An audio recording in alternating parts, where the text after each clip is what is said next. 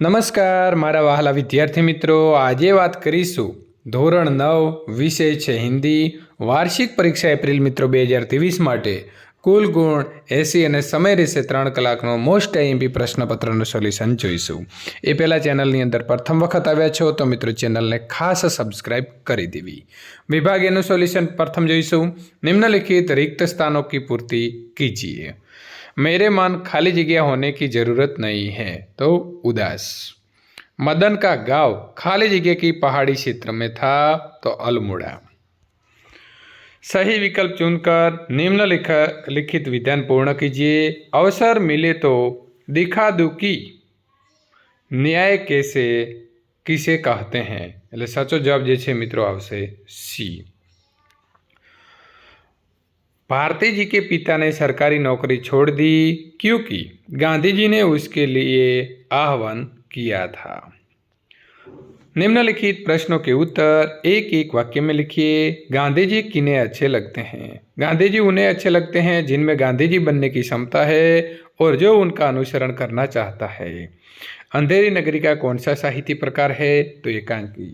युवा कालिदास को मूर्ख क्यों माना जाता है? युवा कालिदास को मूर्ख माना जाता है क्योंकि वे वृक्ष की जिस डाल पर बैठे थे उसी को काट रहे थे। विद्यार्थी मित्रों, जो आनो पीडीएफ मेळववा मांगो छो तो नीचे डिस्क्रिप्शननी अंदर आपेली एप्लिकेशन डाउनलॉड करीने त्यांथी मेळवी शको छो। मूर्ख युवक ने पंडितों की बात क्यों मान ली?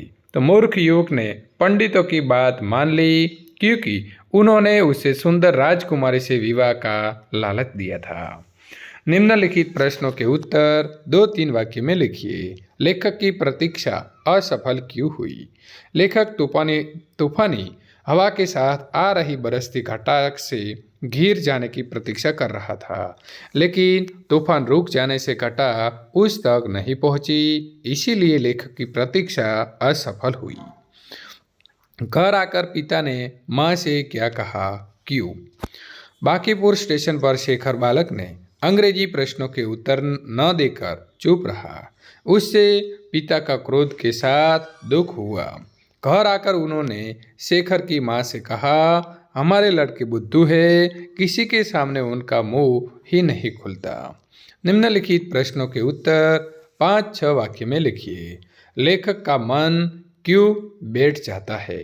तो इधर आप जवाब देख सकते हैं, अथवा तो धर्म को भारतवर्ष में श्रेष्ठ क्यों माना गया है, तो उसका भी जवाब आप देख सकते हैं। 12वां प्रश्न है कि महादेवी तथा घर के दूसरे बच्चों की क्या इच्छा थी? पिताजी ने उनकी इच्छा कैसे पूर्ण की, तो उसका भी जवाब आप यहाँ देख सकते हैं। विभाग बी, निम्नलिखित रिक्त स्थानों की पूर्ति कीजिए। काको नाम पतित पावन जग, मनुष्य के घट घट में राम बसा है। सही विकल्प चुनकर निम्नलिखित विधान पूर्ण कीजिए। छंद कैसा नहीं है? तो बिजली भर देने वाला। अनंग क्या लेकर आ पहुंचा है? तो मधु। मनुष्य कैसे महान बनता है? एक एक वाक्य में उत्तर लिखिए। तो मनुष्य कष्टों और संघर्षों में रहकर ही महान बनता है। कर्ण को क्या काटना है? तो कर्ण को अहिनाश काटना है। उत्तम प्रकृति का क्या लक्षण है? उत्तम प्रकृति का ये लक्षण है कि बुराई के बीच रहकर भी वो अपनी इच्छाएं नहीं छोड़ती। कलम कैसी नहीं है? तो जगा देने वाली। निम्नलिखित प्रश्नों के 2-3 वाक्य में उत्तर लिखिए। कवि की क्या अभ्यर्थना है? कवि चाहते हैं कि मनुष्य के जीवन में नया प्रकाश आए, वो नई चेतना को अनुभव करे, उसके हृदय में सुंदर और नए विचार हो, उसकी सभी आशाएं पूरी हो, वो मनुष्यता की पूजा करे, सब लोग घोर वोर बने। आर्य किन किन विषय में आचार्य थे? आर्य सभी प्रकार की विद्या, कला और कौशल्य में आचार्य थे। निम्नलिखित प्रश्नों के उत्तर 5-6 वाक्य में लिखिए। धरती की शान कविता का केंद्रीय भाव स्पष्ट कीजिए। मनुष्य के लिए कोई कार्य असंभव नहीं है। मनुष्य सशक्त, साहसी, ताकतवर और निडर है। मनुष्य ने अपने कर्मों से धरती की शान बढ़ाई है। वो चाहे तो पहाड़ों को फोड़ सकता है, नदियों के प्रवाह की दिशा बदल सकता है, वो मिट्टी से अमृत निचोड़ सकता है, धरती को अंबर से जोड़ सकता है। इस प्रकार मनुष्य हर असंभव कार्य को बना सकता है। हल्दी घाटी और सिंहगढ़ से कवि का क्या तात्पर्य है? तो उसका आंसर आप इधर देख सकते हैं। अथवा प्रश्न आ सकता है, वीरों का कैसा है वसंत। इस पंक्ति को अपने शब्दों में कविता के आधार पर समझाइए।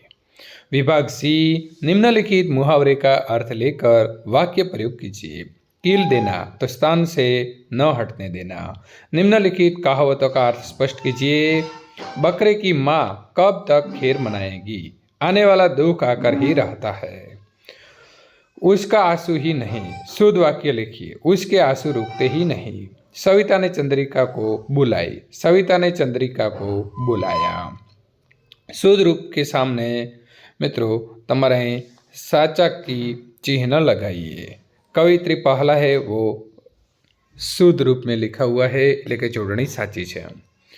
निम्नलिखित शब्द में अशुद्ध वर्तन वाले शब्द है, उन्हें छांट कर उन्हें सामने शुद्ध रूप लिखिए। आरोग्य तो आरोग्य, उल्लंघन तो उल्लंघन। अशुद्ध शब्द के स्थान पर शुद्ध वर्तनी का प्रयोग करते हुए वाक्य को दोबारा लिखिए। नेताजी ने ओजस्वी भाषण दिया, तो नेताजी ने ओजस्वी भाषण दिया। निम्नलिखित शब्दों की विरोधी शब्द लिखिए। कृपा तो अकृपा, अमर तो मृत्यु। उपसर्ग शब्द लिखिए। प्रणाम अपशब्द तो अपवत शब्द। पर्यायी शब्द लिखिए। गुस्ताखी तो अशिष्टता, घाव तो जखम। शब्द समूह के लिए एक शब्द लिखिए। दही से बनने वाला एक व्यंजन तो श्रीखंड।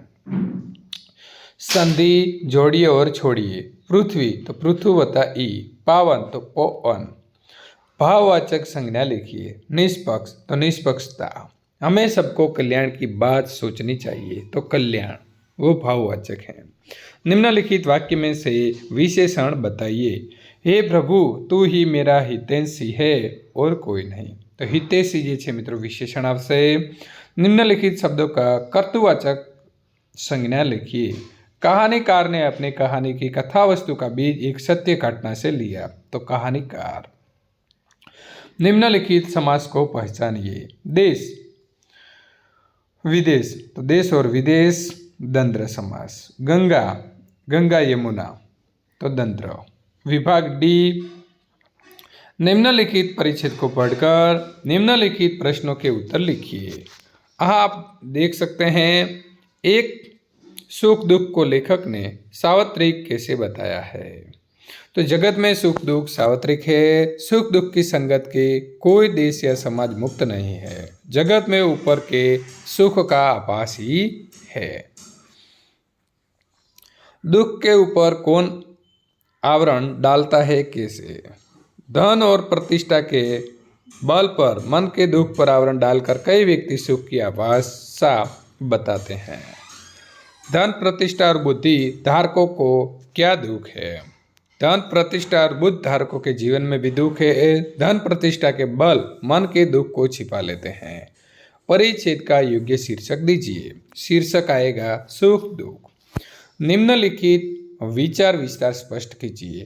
काल करे सो आज करे, आज करे सो अब, पल में परले होएगी, बूहरी करेगा कब।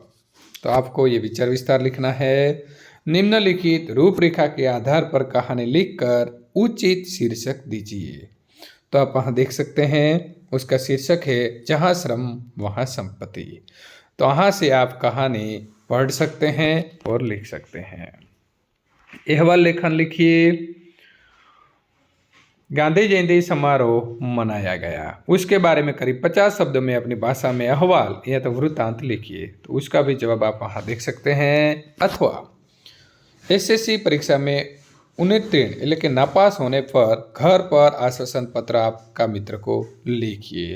तो आप उसको ऐसे पत्र लिख सकते हैं। निबंध लिखिए। प्रदूषण एक विकट समस्या, तो उसका आंसर भी इधर आप देख सकते हैं। वीडियो को स्टॉप करके पूरा निबंध पढ़ सकते हैं। ऐसा ही वीडियो पाने के लिए हमारे चैनल को सब्सक्राइब करें और आपका मित्र को भी ये वीडियो सेंड करें। आपको ये परीक्षा के लिए ऑल द बेस्ट।